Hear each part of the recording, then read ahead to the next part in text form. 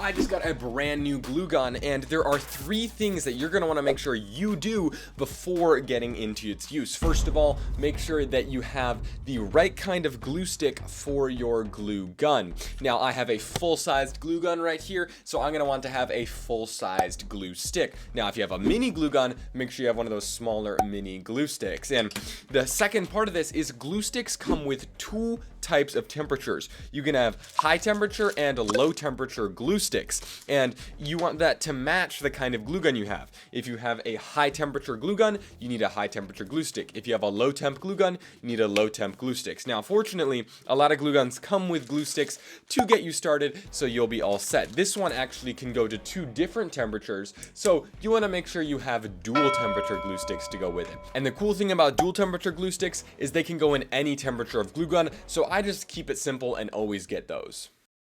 Number 2, you need to heat up your glue gun. You want to plug it in, and then if it has an on-off switch, you'll turn it on or set it to either your high or your low setting. And then you'll probably want to wait about 5 minutes to make sure the glue gun is all the way heated up before we go to step 3. We're going to take a glue stick and feed it all the way into our glue gun. You're going to probably feed almost an entire glue stick into your glue gun before you ever actually see any come out of the nozzle, and that's okay. You just need to fill up the entire cavity in here, and then you'll put a new glue stick in the back, and that will get things running, and you'll be able to use your glue gun. But there are 2 things you could accidentally do that would cause your glue gun to jam up. First of all, you want to make sure you don't back flush your glue gun by tipping it backwards while it's still hot. If it sits like this long enough, the hot glue that gets melted up here is going to work its way down backwards and then freeze onto the glue stick part way down, and the glue stick won't move. So make sure you kind of always keep it tilted slightly down, even if it's laying on its side. And then the other dangerous thing